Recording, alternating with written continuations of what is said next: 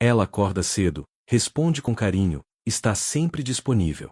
Mas, no fundo, sente um vazio que não sabe explicar. E ele só aumenta quando o celular não vibra, quando a resposta não vem, quando o outro parece não notar. É uma dor silenciosa, a de quem não quer só ser amada, mas precisa ser vista para se sentir viva. O que começa como afeto vira dependência disfarçada de amor. Um elogio acalma. Um silêncio destrói. E, sem perceber, ela passa a viver como se o valor dela morasse no olhar de alguém. Mas o que acontece quando esse olhar falha? Quando o outro vai embora e leva junto a única confirmação que parecia importar? Porque o coração insiste em chamar isso de amor, mesmo quando tudo dentro grita cansaço? E se a rejeição que tanto machuca for, na verdade, o primeiro passo para uma liberdade que ela ainda não aprendeu a habitar? Antes de entender o que é amar de verdade, precisamos revelar o que se esconde por trás da necessidade de ser validada, e porque ela nunca foi sinônimo de amor. Há um tipo de fome que não se sente no estômago, mas no peito. Uma necessidade quase imperceptível de ser vista, reconhecida, notada. É sutil, mas constante. Como se o olhar do outro fosse o espelho que confirma a própria existência. Essa busca silenciosa pela validação é uma das prisões mais elegantes que a alma pode construir. Porque, por fora, parece amor, mas por dentro, é cativeiro. A validação funciona como uma droga emocional. Basta uma pequena dose de aprovação, um elogio, uma mensagem, uma curtida, e o cérebro acende em prazer. O sistema dopaminérgico se ativa, a mente relaxa por instantes e o corpo sente alívio. Mas, logo depois, o vazio retorna. Então, busca-se mais. E sem perceber, o que antes era gesto de afeto vira necessidade. É nesse ponto que o amor começa a se confundir com dependência. A mente aprende, aos poucos, que ser amada é o mesmo que ser aprovada. E a alma, desavisada, começa a implorar por pequenas confirmações de valor. Um olhar que diga você é suficiente, uma resposta que prove você ainda importa. É uma prisão sutil, quase invisível. O cérebro quer recompensas rápidas, mas o espírito anseia por pertencimento real. Entre os dois, nasce o esgotamento emocional, a sensação de nunca bastar, mesmo quando tudo parece estar no lugar. Franco diria que, nesse ponto, a vontade de prazer tomou o lugar da vontade de sentido. O amor deixou de ser escolha livre e tornou-se busca ansiosa por alívio. Já não se ama para partilhar, ama-se para se confirmar. Você não quer mais amar, quer ser reconhecida por amar bem. E nessa inversão, a liberdade desaparece. O que antes era entrega se transforma em sobrevivência. No fundo, a dor é uma só, a mulher que confunde visibilidade com existência. Ela acredita que precisa ser percebida para continuar sendo. Mas e se a verdadeira presença não depender de olhares? E se existir não for ser vista, e sim ser inteira? Quando o amor é filtrado pela necessidade de aprovação, o corpo inteiro começa a vibrar em outra frequência, uma vibração tensa, ansiosa, sustentada pelo medo. Medo de errar, de decepcionar, de perder o olhar do outro. É um estado de alerta constante, como se a qualquer momento algo pudesse desmoronar. E desmorona mesmo, mas de dentro para fora. A carência tem um som próprio, é o som do coração que bate rápido demais, do pensamento que não desacelera, da expectativa que nunca se satisfaz.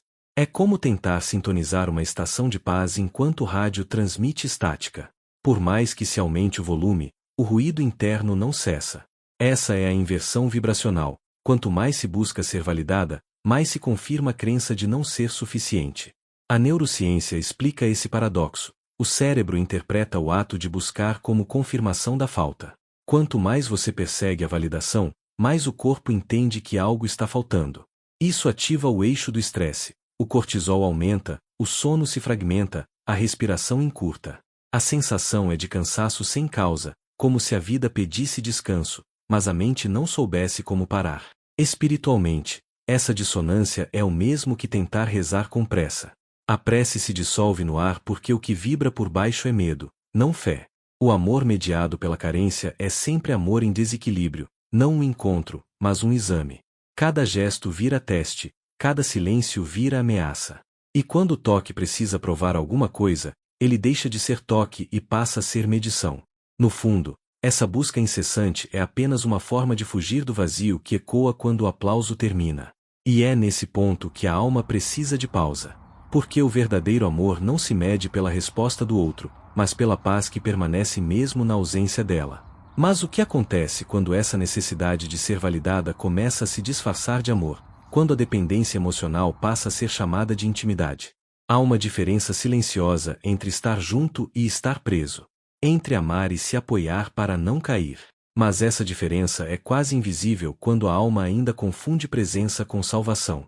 Muitas mulheres, ao buscarem amor, acabam se moldando ao formato do outro, acreditando que isso é entrega. Não percebem que o que se chama de intimidade muitas vezes é apenas a tentativa de não ser deixada sozinha. Quando a validação se torna o combustível da relação, o amor deixa de ser encontro e passa a ser espelho. O outro deixa de ser pessoa e se transforma em reflexo. Alguém que precisa continuar devolvendo uma imagem favorável para que você se sinta viva. E assim, a mulher começa a agir não para expressar quem é, mas para manter o reflexo intacto. Cada gesto é calculado, cada palavra é medida, cada silêncio é interpretado. Até que um dia ela percebe que o amor virou desempenho, e o desempenho, cansaço. A psicologia existencial chama esse fenômeno de heteronomia afetiva, quando a alma terceiriza sua liberdade em troca de segurança emocional. É uma prisão construída com boas intenções, afinal, querer ser amada é humano. Mas a armadilha está em acreditar que o amor verdadeiro só pode existir se o outro continuar dizendo você vale a pena. Franco dizia que quem tem um porquê suporta qualquer como, mas quem perde o porquê começa a suportar qualquer um. E esse é o início da desistência mais perigosa, a de si mesma. A dependência emocional é, muitas vezes, uma forma sofisticada de rendição. A mulher se adapta à prisão e, de tanto tentar torná-la confortável, começa a chamá-la de lar. O amor vira rotina de controle. Ela monitora respostas, ajusta comportamentos, previne silêncios. Mas nada disso é intimidade. Intimidade é poder existir sem medo de desaparecer quando o outro fecha os olhos. É poder ser inteira mesmo sem aplauso. É poder estar só sem se sentir ausente. No entanto, às vezes é preciso que algo se rompa para que a verdade emerja. A perda, o afastamento, o não, tudo aquilo que antes parecia castigo, pode, na verdade, ser o início da libertação. E se a rejeição, aquela dor tão evitada, for justamente o caminho que a vida usa para libertar você da prisão da validação? A rejeição dói. É um silêncio que vibra por dentro, um eco que parece dizer, você não foi suficiente. Mas há algo profundamente equivocado nessa tradução. A dor é real, mas o significado que damos a ela é o que nos aprisiona. O cérebro, programado para a sobrevivência, lê o não como ameaça. A rejeição aciona o mesmo sistema de dor física, e o corpo reage como se estivesse sendo ferido. No entanto, o que a consciência pode aprender, e é isso que Franco chamaria de revolução interior, é que a rejeição não precisa ser sentença. Ela pode ser convite. Cada vez que alguém não valida sua existência, a vida está perguntando, em silêncio, você já aprendeu a sustentá-la por si mesma? Esse é o ponto em que a liberdade começa. Porque a validação externa é um empréstimo instável, depende do humor do outro, da presença do outro, do desejo do outro. Já a validação interna é abrigo permanente. É o espaço onde a mulher se reconhece mesmo quando ninguém a enxerga. Franco dizia que a liberdade humana começa justamente quando tudo o que resta é escolher a atitude diante do não. A rejeição é o campo onde essa escolha acontece. Você pode se encolher nela, alimentando o desamparo, ou pode transformá-la em solo fértil de sentido. Quando a mulher decide não fugir da dor, mas atravessá-la com lucidez, algo muda no corpo e na alma. A dor se reorganiza em sabedoria, e o que era vazio passa a ter contorno. Se você resiste à dor, ela se torna trauma. Se a encara como convite, torna-se travessia. Essa é a passagem mais difícil, mas também a mais libertadora. Porque é nela que o amor deixa de ser súplica e começa a ser presença. Quando você para de pedir amor e começa a vibrar amor, o jogo muda. O amor deixa de ser uma transação, eu dou para receber, e passa a ser estado de consciência. É nesse ponto que a vibração muda. Você deixa de viver em busca de aprovação e começa a viver em coerência. O amor que antes era carência se transforma em energia criativa, em serenidade. Você não precisa mais que o outro te escolha, porque já aprendeu a se escolher todos os dias. Mas como sustentar essa liberdade na prática? Como transformar a necessidade de validação em serenidade enraizada no sentido? A libertação começa no instante em que você percebe o impulso. Aquele gesto automático de checar o celular, buscar uma resposta, esperar um retorno. Parece inofensivo, mas é o reflexo de um circuito dopaminérgico, uma pequena ânsia de ser vista. É o corpo dizendo: preciso de uma dose de existência. A dopamina, quando equilibrada, é combustível da vida. Mas quando se torna a fonte principal de prazer, transforma-se em vício. E o vício, por definição, é a ausência de liberdade. O primeiro passo é interromper o ciclo, perceber o impulso e respirar antes de agir. Esse pequeno intervalo é uma revolução silenciosa. Nele, você começa a reconquistar a escolha. O segundo passo é ativar a consciência de propósito. Perguntar-se: o que essa busca externa está tentando preencher dentro de mim? A resposta pode vir devagar, às vezes acompanhada de lágrimas. Mas é assim que o sentido nasce, quando você tem coragem de nomear o que dói. O terceiro passo é transmutar a necessidade em criação. A energia que antes corria para fora, pedindo, passa a correr para dentro, produzindo. Escrever, cozinhar, pintar, cuidar, mover o corpo, tudo isso são linguagens do ser. Quando você cria, em vez de mendigar, o cérebro começa a produzir serotonina, o neurotransmissor da calma e da coerência. A dopamina do reconhecimento é substituída pela serenidade do propósito. O prazer instantâneo dá lugar à satisfação duradoura. Franco diria que o ser humano se realiza não quando busca prazer, mas quando responde a um sentido. A mulher que antes vibrava em escassez começa, aos poucos, a irradiar plenitude. Ela não pede mais para ser escolhida, ela permanece em si, e, ao permanecer, atrai o que é compatível com sua nova frequência. Essa mudança não é mágica, é diária.